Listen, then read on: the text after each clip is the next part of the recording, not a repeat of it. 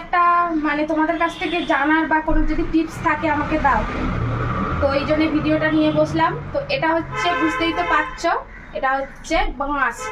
মানে লোকের বরেরা ফুল দেয়, সোনার জিনিস দেয়, অনেক কিছু দেয়। তা আমার বর আমাকে ভালোবেসে এই বাঁশটা দিয়েছিল।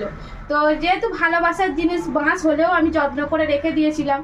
তা হঠাৎ করে দেখো প্রত্যেকটা দিনই এখন এই গরমের মধ্যে জল পাল্টে দিচ্ছি, গাছগুলোকে ধুয়ে দিচ্ছি, এখন দেখছি না পুরো পাতাগুলো পুরো হলুদ হলুদ হয়ে যাচ্ছে।